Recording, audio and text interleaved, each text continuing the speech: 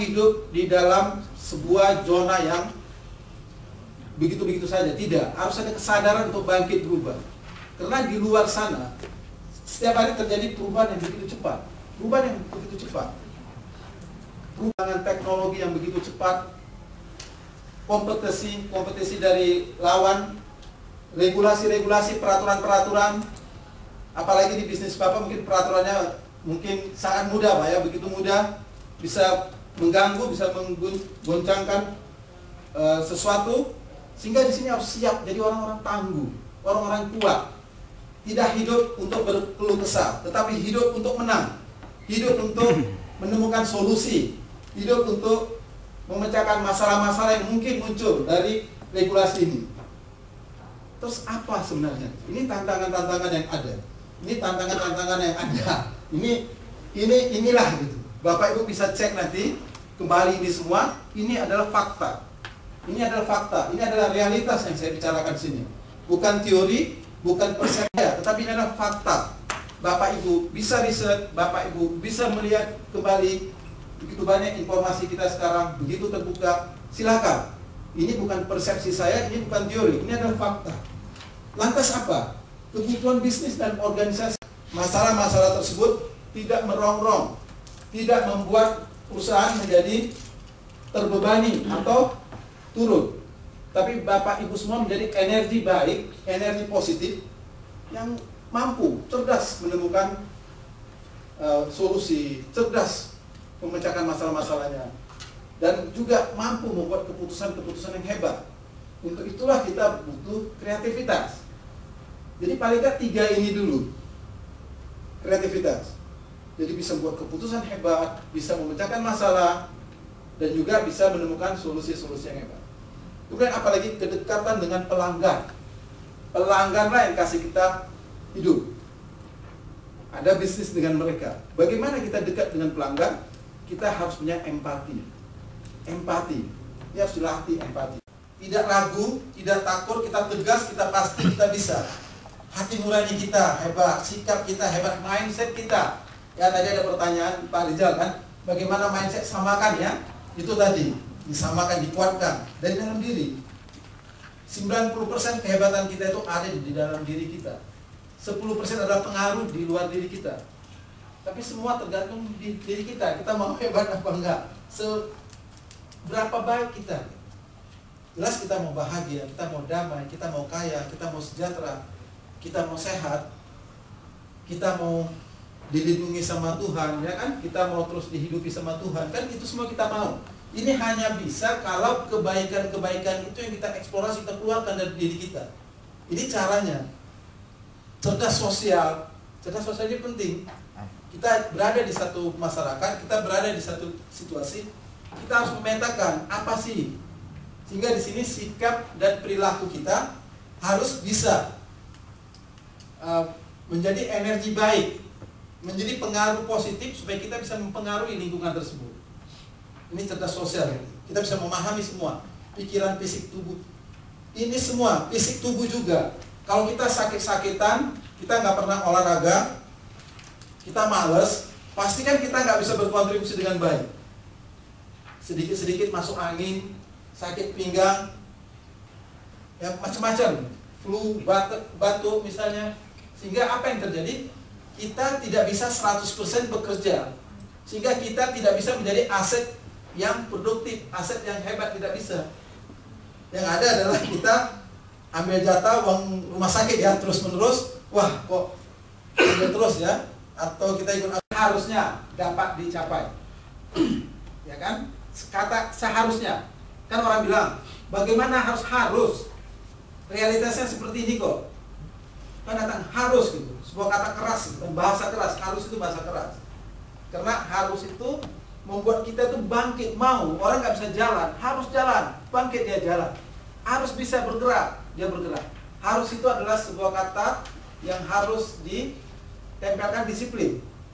Jadi harus bentuk tim yang memiliki disiplin untuk menjalankan semua program Bapak. Nah, disiplin ini kan adalah membiasakan hal-hal yang mustahil. Apa yang mustahil itu? Dibiasakan. Paling gampang kita lihat di olahraga, pemain-pemain bola macam-macam. Mereka Berlatih kan tendangan-tendangan yang kita hanya nonton 90 menit, itu kan mereka berlatih kadang-kadang bertahun-tahun untuk tendangan-tendangan tertentu. Mereka biasakan, mereka buat konsepnya, mereka berlatih. Jadi diharuskan dengan disiplin. Dibuat program, di dalam disiplin itu apa yang harus dijalankan, apa kelemahannya. Inilah namanya kita memetakan orang-orang yang ada, memetakan sistem kita, memetakan manusia-manusia kita, memetakan proses kita, distribusi kita, macam-macam. Kita petakan apa yang membuat kita itu tidak. Terus disiplin apa yang saya butuhkan? Disiplin sehingga kita mengharuskan apapun sehingga dapat dicapai. Itu Pak. Ya Pak ya. Itu cuma salah. Minimal menuju ke arah. Menuju ke arah. Jadi disiplin ini memang memacu. Orang memacu. Sama kita mau besarkan otot, kalau pergi agak 5 kilo, wah capek, nggak besar-besar. Tapi kalau kita mau disiplin, kita latih, kita pakai pelatih, sakit memang badan itu, bisa meriah, tapi kita paksa, kita ini besok kayak Adera kita punya badan. Ya Pak ya? Sama, dapat dicapai. Kita semua harus menjadi orang optimis, dapat dicapai.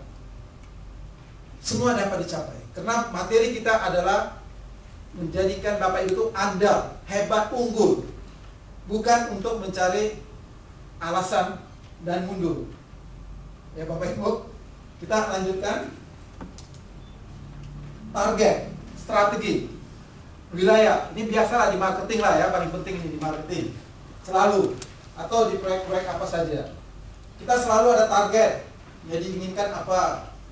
Ya kan, yang tadi kan, kok susah dicapai ini. Kita masuk sini, dapat dicapai kan? Kita masuk sini. Pencapaian yang diinginkan, apa sih yang kita inginkan? Terus kita masuk. Menciptakan hambatan, menciptakan peluang, berkontribusi. Harus terpaksa melupakan prinsip. Ini kan selalu terjadi. Kita mengabaikan prinsip karena keadaan. Ini boleh saja selama dia tidak beresiko. Tapi begitu dia beresiko, maka sebaiknya petakan dulu resikonya. Jangan kita didesak oleh keadaan, jangan kita didesak oleh pikiran kita, oleh perasaan kita mengambil keputusan-keputusan yang mengabaikan prinsip-prinsip seperti ini. Karena ini untuk menjaga perusahaan kita supaya kuat, menjaga diri kita supaya aman. Nah, ini yang kita harus. Ini kan jebakan. Zona ini zona jebakan. Cara-cara lama, pengalaman, kita menganggap pengalaman kita adalah kebenaran. Itulah yang baik. Selalu kita bilang, pengalaman saya begini-begini, tanpa pernah mau belajar lagi, tanpa pernah mau memahami pengalaman orang lain, tanpa mau terus-menerus hidup di dalam aliran energi kreatif. Ini ciri-cirinya. Kebiasaan, merasa kebiasaan dia sehari-hari itu udah paling benar. Saya sudah bekerja puluhan tahun, saya disiplin, saya rajin, dan merasa itulah yang paling benar.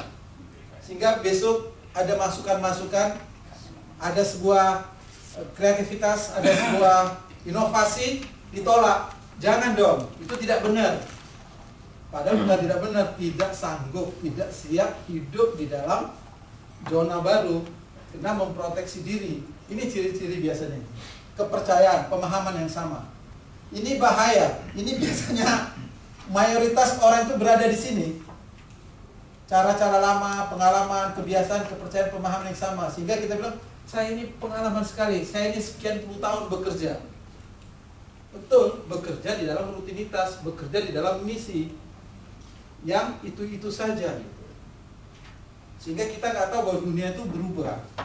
Dunia itu berubah, persepsi pelanggan berubah, realitas-realitas stakeholder kita berubah, organisasi juga berubah, dengan cara-cara baru, teknologi berubah. Sedangkan kita masih senang. Nah, biasanya di sini tuh otot akan menjadi energi yang menghambat untuk pencapaian visi tadi. Nah, ini yang menjadi energi penghambat karena tidak mau hidup di dalam perubahan. Di luar zona nyaman, terbuka terhadap perubahan. Orang-orang andal itu terbuka terhadap perubahan. Apapun perubahan, siap. Saya akan belajar. Kalau saya tidak mampu, saya akan disiplinkan diri saya. Saya akan tekunkan diri saya. Saya akan patuhkan diri saya agar saya bisa mengalir di dalam perubahan itu. Berani dengan sesuatu yang baru. Tidak takut. Mission Impossible itu berani. Jadi target itu bisa dicapai. Jangan sampai 5-6 tahun targetnya nggak dicapai-capai. Berarti hidup di zona nyaman. Nyaman tidak tercapai. Nyaman tidak tercapai. Ini. Jadi ini harus berani mengambil. Kemudian menerima peningkatan resiko. Jelas resiko. Peningkatan. Siap saya. Semakin tinggi resikonya, saya akan semakin memetakan resikonya. Saya akan semakin belajar. Saya akan semakin mempersiapkan diri saya, kualitas saya, mempersiapkan tim saya, organisasi saya agar kita bisa mencapai yang kita inginkan. Memiliki visi sukses terlepas dari masalah yang harus dihadapi. Jadi visi ini, apapun masalah yang dihadapi, Bapak Ibu, tidak boleh ditunda, tidak boleh diabaikan, tidak boleh dibilang ini kayaknya terlalu tinggi nih visi, saya harus rubah, nggak boleh. Ini nggak boleh. Seperti tadi Pak Petrus, maaf tadi kan katakan apa? Belum tercapai, sehingga apakah terlalu tinggi targetnya itu? Visi ini kan target, visi ini target. Apakah itu terlalu tinggi sehingga Bapak pun berencana ingin turunkan misalnya? Sesungguhnya tidak boleh. Kita lihat di sini, Pak. Di sini, Pak, kita lihat. Ini, Pak. Kalau Bapak turunkan, berarti Bapak melatih orang-orang untuk tetap hidup di dalam zona nyaman. Karena ini, mereka nyaman udah. Yakin sama. Tapi kalau Bapak dorong dengan disiplin, Bapak masukkan semua orang di luar zona nyaman. Sehingga di luar zona nyaman memiliki visi sukses terlepas dari masalah yang harus dihadapi. Apapun masalahnya, seberat apapun itu masalahnya, visi itu, target itu tidak boleh kita rubah. Tetap gitu. Kita cari caranya. Bagaimana caranya supaya kita mencapai? Nah, di sini kan ada begini banyak orang pintar semua, kan semua pintar, harta semua, aset semua. Caranya di situ. Sekali Bapak koreksi, mundur, berarti membiarkan organisasi hidup ke zona nyaman. Jadi ini bedanya. Zona nyaman adalah kebiasaan-kebiasaan kita, pengalaman-pengalaman kita, perasaan-perasaan kita, pikiran kita yang kita anggap benar. Dikasih lebih itu nggak mampu, berteriak, mengeluh, melempar sana sini. Itu nyaman. Karena begitu ini. Jadi bisa dievaluasi sendiri, saya ini berada di zona nyaman atau di luar zona nyaman. Kalau saya ini orang yang andal, orang yang hebat, orang yang sebagai harta perusahaan, harta keluarga, ya kan, harta perusahaan, harta keluarga. Kenapa? Menjadi aset di perusahaan, menjadi aset di keluarga, karena kita adalah penghasil uang, penghasil kehidupan ekonomi keluarga kita, penghasil nilai tambah, harta. Sehingga disinilah harus kita masuk. Bisa Pak ya? Ibu? Ini penting. Emosi kita ini mendrive tindakan-tindakan kita. Emosi. Emosi itu diciptakan oleh pikiran kita. Pikiran kita itu menghasilkan emosi. Terus emosi kita itu melakukan tindakan-tindakan. Ini kita harus hati-hati. Jangan sampai emosi negatif yang menggerakkan kita untuk bertindak. Usahakan emosi positif. Emosi baik itu, yaitu emosi yang dihasilkan melalui pikiran baik yang patuh kepada tata kelola, kepada etika, kepada struktur. Nah, ini penting, kita harus berhati-hati. Di sini Bapak Ibu mengembangkan dan meningkatkan sikap perlakuan mental positif. Jadi di sini tidak hanya kita itu harus memahami diri, kesalahan diri, dan manajemen diri, motivasi diri ini ya. Ini berarti bagian daripada mencerdaskan emosi kita. Kita cerdaskan emosi kita. Yaitu jelas memulai dari memahami kita dulu, siapa kita, sadar, kita kelola diri kita itu. Manajemen diri kan mengelola diri. Kita kelola diri kita supaya diri kita itu menjadi energi baik, menjadi penghasil hal-hal yang baik bagi perusahaan kita, bagi organisasi kita, bagi rekan-rekan kerja kita, bagi atasan kita, bagi bawahan kita. Kita menjadi orang yang menghasilkan yang baik, yang produktif, yang efektif, yang betul-betul bermanfaat. Nah, ini kita pahami. Untuk itu apa? Kita butuh ini semua. Tubuh yang baik pun perlu. Sehat, kuat. Coba tes. Begitu badan sedikit aja meriang, kelelahan, capek, ada gangguan sedikit pasti mudah emosi. Coba tes. Sehingga butuh kesehatan tubuh. Jadi tidak sederhana. Ada sebuah hubungan yang terkait tubuh, hati, emosi, mental, ini semua terhubung. Ini harus diperkuat, dilatih. Ini bisa kok, bisa dilatih. Bisa dilatih. Disiapkan. Jadi hubungan antara manusia itu perlu latihan-latihan. Latihan-latihan. Diri kita latih terus-terus. Ini juga mengelola stres ya, jangan kita stres. Kalau kita stres, orang lain yang mau berhubungan sama kita dia takut, dia datang. Wah, bapak itu, ibu itu lagi stres, saya takut, dia nggak mau datang. Atau kita lagi marah-marah misalnya, orang itu takut datang kan? Waduh, kayaknya lagi marah-marah itu nggak enak. Padahal tugasnya penting. Wah, energinya udah negatif nih, nggak enak ini. Waduh, apalagi nih? Ya seperti ini. Apa yang terjadi? Kalau kita di kantor tiap hari datang kita marah-marah, kita stres, kita ini menjadi kontributor itu. Jadi kita buat mau berapa kata yang Bapak sanggup satu hari 10, 20, 50 kata Bapak tiap hari Bapak baca terus baca dalam 2 tahun pikiran-pikiran negatif itu akan hilang. Yang Bapak afirmasi itu yang akan muncul, selalu akan muncul kembali. Apapun masalah yang muncul, yang baik-baik ini akan jadi pasukan untuk menyelamatkan Bapak. Ini berlatih, tidak bisa 1 bulan. Kalau saya ada mungkin nggak tahu contoh benar atau tidak, ya menurut Bapak itu. Kalau di lapangan, misalkan saya sedang kondisinya kurang enak ya, dalam artian secara psikologis itu, saya mencoba untuk capek. Saya coba untuk energi saya tak keluarkan dengan cara bekerja fisik, entah itu keliling kandang atau apa pokoknya. Yang kedua, jangan ketemu orang. Jadi saya mencoba untuk bekerja sendiri, tidak bekerja secara tim. Saya mencoba untuk mengeluarkan energi saya itu dengan membuat list dan lain sebagainya itu. Lalu ketika saya merasa capek, itu emosi itu sudah mulai hilang gitu. Nah, saat itulah saya kemudian asik dengan list saya sendiri, baru saya ke kantor baru bisa memberitahukan. Itu tapi ke arah itu contohnya menurut saya. Jadi sudah emosi sudah keluar memang. Nah, bagaimana saya mengelola agar supaya nggak mengganggu orang lain? Ya dengan cara itu contohnya. Atau kalau kita punya sancak itu, pukul sancak misalkan aja loh. Nanti energi kita, Bapak punya itu ya Pak ya? Bisa. Nah itu contohnya apa? Tadi maksud saya seperti itu, tak pikir tadi, nggak taunya kok negatif balik belum tuh membatalkan emosi hati itu kan? Nggak, itu benar, itu bisa. Itu kan secara fisik kita buat gitu kan. Tetapi ini secara pikiran itu benar. Tetapi kan itu tidak menciptakan solusi, akan terulang kembali. Sama kita main misalnya, kita lagi kita main squash misalnya. Squash itu kan kita pukul dinding, banyak orang latihan kan. Kita pukul gitu sendiri pun bisa gitu sampai keringat.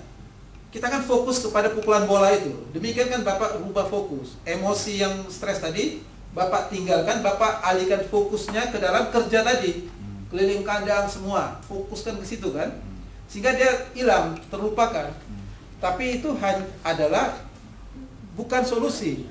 Itu hanya untuk meredam pada waktu itu. Betul, secara emosi itu akan turun. Setelah itu akan kembali pada fokus tadi kenapa problemnya. Ya, tapi itu kan akan terulang. Kalau ini kita itu memprogram diri kita.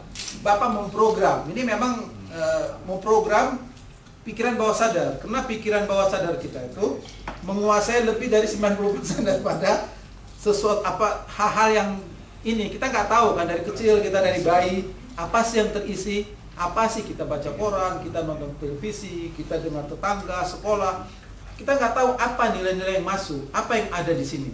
Sehingga setiap kali dia keluar ada yang tidak baik itu, maka kita harus lihat, wah kok selalu keluar yang tidak baik, kok banyak sekali pikiran-pikiran tidak baik membuat saya kacau gitu. Kenapa saya harus berpikir seperti itu? Kenapa saya harus merasa seperti itu gitu? Nah, ini kita harus memprogram ulang. Caranya yaitu Bapak harus hentikan pikiran-pikiran itu. Hentikan. Apa yang Bapak lakukan tadi benar, nggak salah, tetapi bukan solusi. Seumur hidup Bapak akan bermain di situ. Tetap. Kalau ini solusi, jadi Bapak batalkan secepatnya. Ini kan latihan 2 tahun saya bilang, Secara sebulan 2 bulan. Psikologis ya. Ya. Jadi Bapak nanam pikiran-pikiran baik. Saya jamin 2 tahun kalau Bapak melakukan ini, latihan tiap hari, Bapak afirmasi kalimat yang baik, dalam 2 tahun terakhir, misalnya 2014, 2016, Bapak akan diselamatkan oleh nilai-nilai baik. Enggak, dibalik Pak, 2012, 2014, sekarang 2 tahun, nanti bagus. Ini orang jujur ini. Jadi ini untuk memprogram kembali Pak. Ya. Ini adalah memprogram kembali. Apa yang Bapak lakukan tidak salah. Saya juga kadang-kadang misalnya lagi olahraga misalnya, menguras energi fisik sehingga tubuh sama dengan puasa. Orang puasa misalnya. Puasa itu kan begitu jam 2, jam 3 itu kan tubuh energi turun. Jam 3, jam 4 gitu misalnya. Turun, nggak mungkin orang mau marah gitu. Orang damai aja itu. Karena nggak ada energi untuk marah, nggak ada energi untuk stres, nggak ada. Karena udah turun energinya tubuh. Yang Bapak lakukan adalah menurunkan energi tubuh. Dan itu bukan solusi. Itu adalah seperti kita itu obat seketika itu. Tapi lama-lama kalau nilai-nilai negatif masuk semakin parah.